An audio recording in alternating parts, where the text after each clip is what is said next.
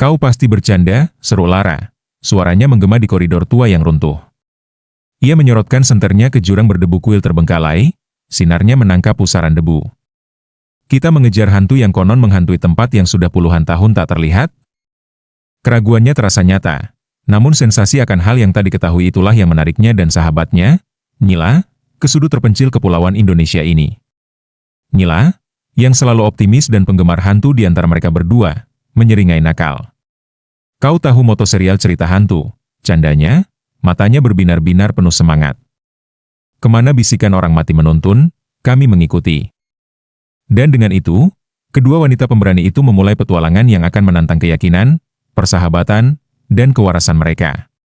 Kisah Lara dan Nyila, dua roh pemberani, terbentang di bentang alam Indonesia yang luas dan misterius. Didorong oleh rasa ingin tahu yang sama akan hal-hal supranatural, mereka memulai kanal YouTube mereka, The Ghost Story Series, untuk menjelajahi lokasi-lokasi paling angker di seluruh dunia. Dari dataran tinggi Jawa yang diselimuti kabut hingga kedalaman hutan hujan Kalimantan yang rindang, pencarian mereka akan pertemuan hantu yang autentik telah membawa mereka ketenaran dan pengikut setia. Namun, bisikan-bisikan tentang sebuah kuil yang telah lama hilang di Pulau Samara yang belum dipetakan telah memicu api di mata Nyila yang bahkan hati yang paling skeptis pun tak dapat menolaknya. Legenda tersebut menceritakan tentang seorang ratu pendendam yang arwahnya terperangkap di dalam reruntuhan, mencari penghiburan dan pembalasan. Perjalanan mereka dimulai dengan perjalanan perahu yang berbahaya melintasi lautan yang bergelora, peringatan penduduk setempat tentang kutukan pulau itu terngiang di telinga mereka. Sesampainya di pantai, mereka disambut oleh keheningan mencekam yang seolah berdenyut dengan kehidupannya sendiri. Hutan lebat, dengan sulur-sulurnya yang meliuk dan pepohonan tua, menelan mereka bulat-bulat saat mereka menyusuri hutan belantara, mengikuti peta yang mungkin atau mungkin tidak mengarah ke pintu masuk kuil. Malam pertama di Samara menghadirkan kejadian-kejadian aneh, suara-suara yang tak terjelaskan, angin sepau-sepau yang dingin, dan bayangan-bayangan sekilas yang menari-nari di tepi cahaya api ungu mereka. Udara dipenuhi aroma hujan dan sesuatu yang lain, kesedihan kuno yang seakan melekat erat pada struktur pulau itu. Mereka menyiapkan peralatan, dengungan kamera dan perka memberikan secercah kenyamanan di tengah keterasingan.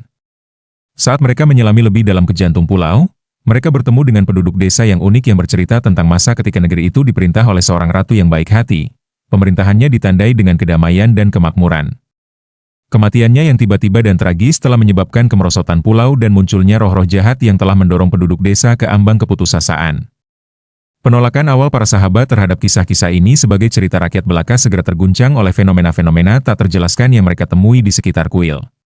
Reruntuhan kuil yang dulu megah berdiri tegak, menjadi saksi bisu kekuatan dan kemegahan era lampau. Setiap langkah yang mereka ambil di dalam bayangan kuil membawa mereka lebih dekat ke inti misteri. Mereka menyusuri lengkungan yang runtuh dan halaman yang ditumbuhi semak belukar, senter mereka menembus kegelapan untuk menyingkap patung-patung yang menghantui dan prasasti-prasasti samar. Kegembiraan awal mereka berubah menjadi ketakutan ketika bisikan-bisikan yang mereka harapkan untuk ditangkap menjadi terlalu nyata. Kehadiran ratu yang pendendam tak terbantahkan, ratapan pilunya menggema di reruntuhan. Gairah Nyila terhadap hal-hal paranormal berubah menjadi obsesi saat ia semakin tertarik pada kisah tragis pengkhianatan dan kematian sang ratu. Lara, yang selalu pragmatis, berjuang untuk menjaga misi mereka tetap pada jalurnya sementara perilaku Nyila semakin tak menentu. Batas antara kenyataan dan supranatural mulai kabur ketika ratu yang seperti hantu itu mulai menampakkan diri di hadapan mereka. Penderitaannya merasuk ke dalam mimpi dan saat-saat terjaga mereka. Seiring berlalunya hari, para sahabat didorong hingga batas kemampuan mereka. Ikatan mereka diuji oleh kekuatan jahat pulau itu. Mereka merekam rekaman yang tak terjelaskan, kamera mereka menangkap lebih dari yang mereka harapkan. Roh-roh masa lalu yang gelisah dan rahasia-rahasia gelap yang mereka harapkan untuk diungkap. Klimaksnya terungkap saat upacara bulan purnama, ketika roh sang ratu konon berada di puncak kekuatannya. Nyila, didorong oleh keinginan untuk terhubung dengan dunia lain, melakukan ritual kuno yang ia temukan terukir di dinding kuil. Hasilnya adalah sebuah wahyu mengerikan yang memaksa mereka untuk menghadapi kebenaran tentang kematian sang ratu dan kutukan yang telah menimpa pulau itu. Pada akhirnya, persahabatan dan keberanian merekalah yang menyelamatkan mereka, memungkinkan mereka untuk mengangkat tabir antara dunia dan membebaskan roh-roh yang terperangkap. Mereka bangkit dari cobaan berat itu dengan perubahan selamanya, keyakinan mereka pada hal-hal supernatural bukan lagi sekadar rasa ingin tahu, melainkan pemahaman mendalam tentang kekuatan yang berada di luar dunia fana. Kanal YouTube mereka sempat mati untuk sementara waktu, membuat para pengikutnya penasaran. Saat mereka kembali, video-video mereka lebih muram, mata mereka dihantui oleh apa yang telah mereka lihat.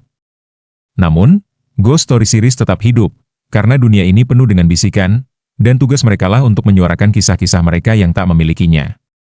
Dan di saat-saat hening, ketika kamera dimatikan, Elara dan Nyela terus menjelajahi sudut-sudut gelap bumi, terikat oleh pengalaman bersama mereka dalam hantu-hantu kepulauan, yang selamanya diubah oleh hantu-hantu Samara.